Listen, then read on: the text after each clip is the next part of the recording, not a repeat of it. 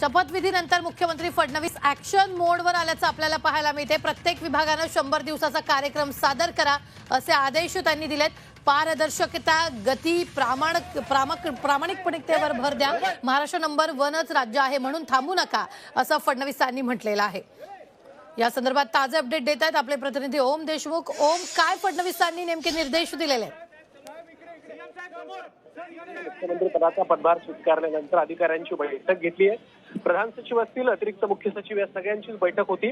महत्त्वाचे मुद्दे जे तुम्ही आता सांगितले त्यासोबतच मुख्यमंत्र्यांची जी भूम असते ती अधिक वेगानं कार्यरत कशा प्रकारे केली जाईल, त्यासोबतच आणखीन एक वॉर्डरूम जी अस्तित्वात आणायची आहे आणि या सगळ्या संदर्भामध्ये लवकरात लवकर दुसरी बैठक सुद्धा होईल अशा प्रकारच्या सूचना त्यांनी दिलेल्या आहेत। या माध्यमातून केंद्र आणि राज्याच्या ज्या काही योजना आहेत, फ्लॅगशिप योजना असतील त्याचा कशा प्रकारे लोकांना फायदा होईल यावर भर देण्याचे निर्देश दिले।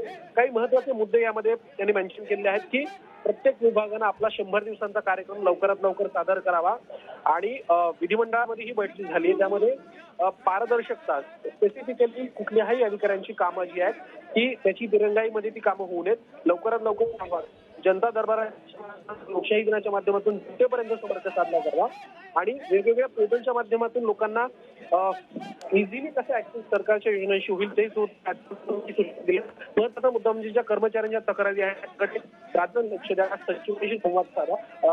आपल्याला कुठल्याही अडथळा कामामध्ये येऊ नये, आपल्याला तंत्रज्ञानाचा वापर करावा लागेल आणि 100 दिवसांच्या कार्यक्रमाच्या माध्यमातून तर लवकर स्पष्ट करून कामाला लागावं लागेल अशा सूचना। ओम, धन्यवाद ताजे अपडेट देण्यासाठी। आम्ही वेळोवेळी तुमच्याकडून या संदर्भातले ताजे अपडेट घेत राहणार आहोत। तुर्तास आपण पाहतोय शपथविधीनंतर मुख्यमंत्री फडणवीस ऍक्शन मोडमध्ये आल्याचं पाहायला मिळत आहे।